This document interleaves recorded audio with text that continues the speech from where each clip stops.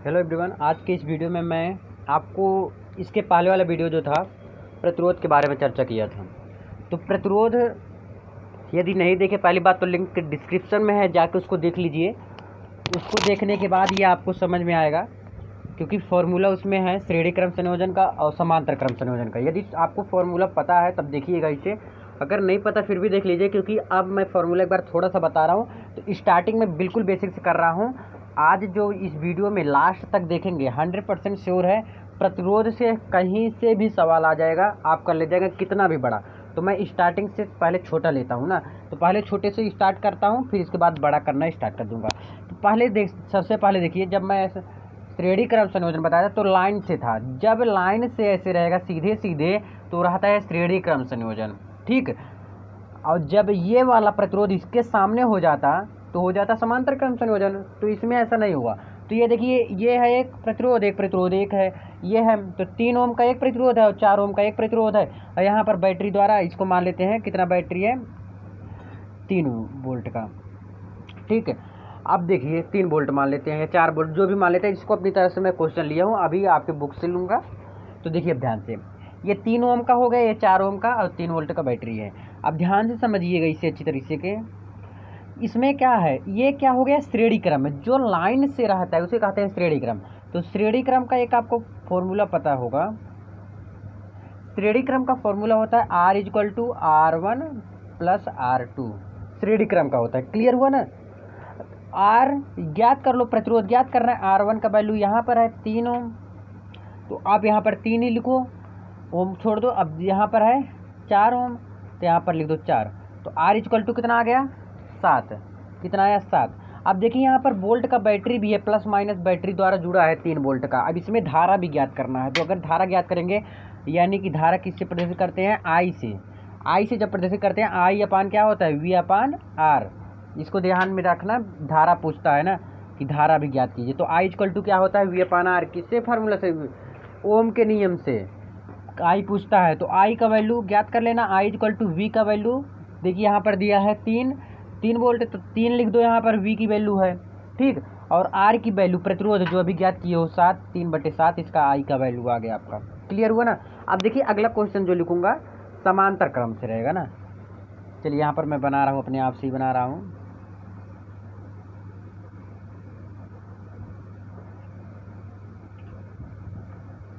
ध्यान समझिएगा इसे, थोड़ा बड़ा क्वेश्चन ले लेता हूँ ना। आप सब भी लिखिए क्वेश्चन, और ये ध्यान में रखिए, ये जो प्रतिरोध है तीनों क्या रहना चाहिए, बराबर में रहना चाहिए। अच्छा, इसको अगर मैं काट दूं, चलो ये बीच में लाइन में जुड़ा हुआ है ना, इसको भी जाने दूं। अभी ज़्यादा बड़ा हो जाएगा तो आपको समझ में नहीं आएगा।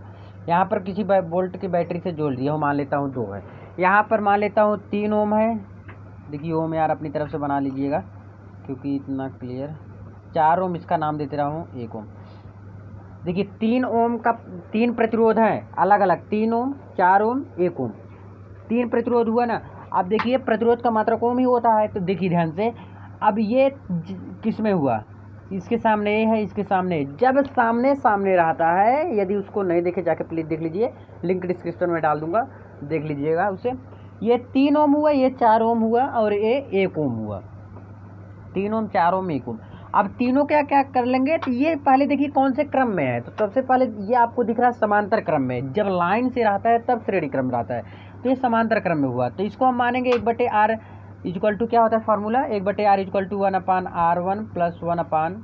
देखिए कितना R लिखेंगे, 1 2 3 है ना, तो 1/R1 + 1/R2 + 1/R3। अब 1/R = कितना हो गया, 1/R1, यानी कि R1 मान लेते इसे, चाहे इसे मान लो, चाहे जो आए आपको ऊपर डिपेंड करता है आप किसे मानते हैं। तो 1/3 धन 1/4 धन 1/1, ठीक। अब इसको सॉल्व कर लीजिएगा, और मैं अगला क्वेश्चन उठाता हूँ और इसे सॉल्व कर लेंगे जहाँ तक चांस है। अब अगला क्वेश्चन थोड़ा टफ लेता हूँ ना, चलिए अगले पेज में। अब उसे मुझे उम्मीद है आप सब सॉल्व कर लेंगे, बहुत ईजी था। अब इसको मैं जो करके एक आपके बुक से मैं ले रहा हूँ, आप सब भी लिखिए। अब मुझे उम्मीद है, जैसे श्रेणी क्रम जब रहता है तब लाइन से रहता है। अब देखिए इसमें लाइन भी रहेगा, बिना लाइन का रहेगा, तो इसको अच्छे से समझना है आप सब। दो तीन क्वेश्चन और बता दूं। अभी देखो आप सब फर्राटेदार प्रतिरोध का कोई भी क्वेश्चन आ जाएगा, आप सब कर ले जाएंगे। ये हुआ। अब इधर से भी इसको प्रतिरोध को अच्छे से बना लेना। ये प्रतिरोध होता है, ये प्रतिरोध मान लेते हैं यहाँ पर इंक्लूड है आके। प्रतिरोध अच्छे से बनाइएगा इसे। ध्यान रहे कि ये दोनों बराबर ही रहे, जहाँ तक रहे ना, ये क्या रहे, बराबर रहे। आप अपने हिसाब से बना लीजिएगा प्रतिरोध को। और यहाँ पर आपके बुक से लिया हूँ, यहाँ पर 3 वोल्ट है, यहाँ पर 1 ओम है, और ये भी कितना ओम है, ये भी 1 ओम है। आगे दिया है 2 ओम, यहाँ पर भी दिया गया है 2 ओम, ये इतना ओम है। अब ध्यान से समझिएगा। आप पहले देखेंगे चाहे श्रेणी क्रम वाला चाहे समांतर क्रम वाला सॉल्व करेंगे, तो सबसे पहले आपको यहाँ पर दिख रहा है ये वाला, देखिए ये वाला इतना अगर देखेंगे कि क्या हुआ, समांतर क्रम हुआ। इसको अभी छोड़ दीजिए, ठीक है। ये क्या हो गया, समांतर क्रम, ये सॉरी ये समांतर क्रम में होगा। जब ये दो, तो समांतर क्रम के लिए क्या फॉर्मूला होता है, समांतर क्रम आर डैश मानेंगे। जैसे कैसे आर डैश मान रहा हूँ, देखिए जब कई चीज़ ज्ञात करना हो, जैसे इसमें समांतर क्रम फिर श्रेणी क्रम ज्ञात करना हो, तो कई प्रतिरोध हैं अलग अलग रूप में ज्ञात करना है। तो इसमें क्या ज्ञात करेंगे हम, 1/आर डैश, ठीक है। जब कई प्रतिरोध रहे तो इसको हम अलग अलग ज्ञात करेंगे, मतलब R dash, R double dash, R triple dash, या 1/R1, 1/R2, मतलब ये हर चाहे जो करो लेकिन आर यहाँ पर रहना चाहिए, ठीक। तो 1/आर डैश इक्वल टू मान लेते हैं क्या, कितने प्रतिरोध है, 1 2 प्रतिरोध है, तो 1/R1 रख दो इसका नाम, 1/R2, ठीक। तो 1/आर डैश इक्वल टू कितना आ जाएगा आपका, 1/R1, R1 का वैल्यू कितना है 2, 1/2 धन R2 का वैल्यू कितना है 1/2। अब देखिए दोनों का हर बराबर है, तो हम कर लेंगे 1 1 2 2/2 काट देंगे, आ गया कितना 1, ठीक। ये आ गया समांतर क्रम में। ये इतना वैल्यू आया, आपको मैं दिखाना चाहूँगा। ये इसका इतना का वैल्यू समांतर क्रम में था, तो समांतर क्रम का इतना आया। देखिए मैं गोला कर दे रहा हूँ, आप सब मत करिएगा, ठीक। अब ध्यान दीजिएगा, इस इतने का वैल्यू कितना आया, टोटल 1 आया, ठीक। अब देखिए ये है, ये दोनों दिख रहा है आपको ना। अब ये दोनों अगर इसका बनाएंगे काट के, तो यहाँ पर एक और बन जाएगा, ध्यान समझिएगा। यहाँ पर एक प्रतिरोध बन गया। जब दोनों सॉल्व कर लेंगे, दोनों सॉल्व करने के बाद यहाँ पर एक प्रतिरोध बन गया, और उसका नाम क्या आया है, 1 आर डैश। यहाँ पर मान लेते हैं आर डैश का प्रतिरोध है, ठीक। क्लियर हो रहा है बात ना, फिर से समझिए इसे, देखिए क्लियर समझिए इसे। ये इतने का वैल्यू जो था मेरा कितना आया, 1 आया। जब ये 1 आया, यहाँ पर भी प्रतिरोध समझ लो, एक प्रतिरोध है, तो इसका नाम क्या हो गया, 1 ओम, और 1 ओम ये है, दोनों क्या है, श्रेणी क्रम में है। जब दोनों श्रेणी क्रम में है, एक क्या है, अब श्रेणी क्रम ज्ञात करेंगे, क्या ज्ञात करेंगे, श्रेणी क्रम। जब श्रेणी क्रम ज्ञात करेंगे तो क्या क्या है, देखिए इस तरह अच्छे से। तो 1 हम आर डबल डैश अगर ज्ञात करेंगे, तो 1/आर डैश, क्योंकि इसका नाम क्या है, आर डैश है, तो 1/आर डैश धन 1/R1 कर देते हैं, या आर डबल डैश यहाँ ज्ञात होगा, आर ट्रिपल डैश ज्ञात कर लो, ठीक। क्लियर हुआ बात ना, चाहे ट्रिपल डैश चाहे लिखो चाहे ना लिखो। अच्छा देखिए अभी मैं बताऊंगा अगला वाला, ये मैं आर का सिस्टम ही खत्म कर दूंगा अभी, ठीक। आगे देखिएगा ध्यान से। अभी ये आर का वैल्यू जो ट्रिपल डैश डबल डैश ये सब काम खत्म कर दूंगा, आपकी वाला जो क्वेश्चन बताऊंगा। तो ये हुआ 1/आर डैश, और एक हुआ प्लस 1/आर ट्रिपल डैश, ठीक। क्यों हुआ, देखिए इसका वैल्यू क्या नाम है, एक आर डैश, और इसका मान हम रख दिया आर ट्रिपल डैश। तो आर डबल डैश निकाल लेंगे, तो जो वैल्यू है वही ज्ञात कर लो, 1/आर डबल डैश ज्ञात। सॉरी यार, ये देखिए पहली बात तो अच्छी से, आप सब भी कंफ्यूज हो रहे हो, और मैं तो हो ही रहा हूँ, आपको कर भी रहा हूँ, सॉरी। देखिए फिर से, इसका क्या आया है, 1 आया है, और इसका कितना आया है, 1 आया है। दोनों प्रतिरोध कैसे हैं, श्रेणी क्रम में। जब श्रेणी क्रम में रहते हैं तो कैसे होता है, देखिए श्रेणी क्रम लिखे तो फिर भी सॉरी यार, तो आर डबल डैश सेम रहेगा इक्वल टू आर डैश धन आर ट्रिपल डैश, ठीक। अब आर डबल डैश जब ज्ञात करेंगे, तो R1 का वैल्यू क्या है 1, और आर ट्रिपल 1 का वैल्यू क्या है, देखिए ध्यान से, इसका मान हम 111 रख दिए थे। अभी देखिए एक समझाऊंगा अच्छे से ना, वो आ जाएगा 100%। तो आर डबल डैश ज्ञात हुआ, तो कितना आया, 2 आया। इसका वैल्यू कितना आ गया, 2। अब ये 2 या इतने का पूरे का ध्यान समझिए, अब इतने पूरे का अब कितना आ गया, वैल्यू का नाम 2 आया, तो 2 ओम। अब जब 2 ओम और 1 ओम यहाँ पर ओम प्रतिरोध बन रहा है, तो ये भी श्रेणी क्रम में हो। जब सामने रहेगा तभी समांतर में रहेगा, और बाकी या नहीं तो श्रेणी क्रम में ही रहेगा। क्लियर हो रहा है बात ना। अब यहाँ पर क्या करेंगे हम, श्रेणी क्रम में है तो लिख लेंगे श्रेणी क्रम आर डबल डैश, तो आर इक्वल टू अब निकालेंगे ना, लास्ट निकल रहा है, जब आर लास्ट निकलता है तो आर निकालते हैं, तो आर डबल डैश प्लस और उसका नाम हम R1 रख दे रहे हैं। तो R equal to R double dash का मान अभी देखिए यहाँ पर आया 2 और R1 का वैल्यू जो ऊपर एकदम है, ध्यान समझिएगा, ऊपर जो है 1, यही लिख दो यहाँ पर। तो कितना आया, आर का वैल्यू 3 ओम आया, कितना आया 3 ओम आया। ठीक, बस इस वीडियो में इतना ही। अब देखिए इस प्रश्न में इतना ही, 3 वोल्ट वाला उसको ऐसे रहने दे। अगला क्वेश्चन जो मैं उठा रहा हूँ कुछ अलग तरीके से बताऊंगा और ज़रूर समझ में आएगा, मुझे उम्मीद है ये भी आपको समझ में आया होगा, बट इससे भी अच्छा मैं समझाने का प्रयास कर रहा हूँ। जो अगला क्वेश्चन रहेगा उसे ध्यान से समझिएगा और समझ में आएगा। चलिए अब देखिए मैं नेक्स्ट क्वेश्चन उठा रहा हूँ और आप सब कर ले जाएंगे, मुझे उम्मीद है, चांस है, मुझे पता है आप सब कर ले जाएंगे। देखिएगा अच्छे से,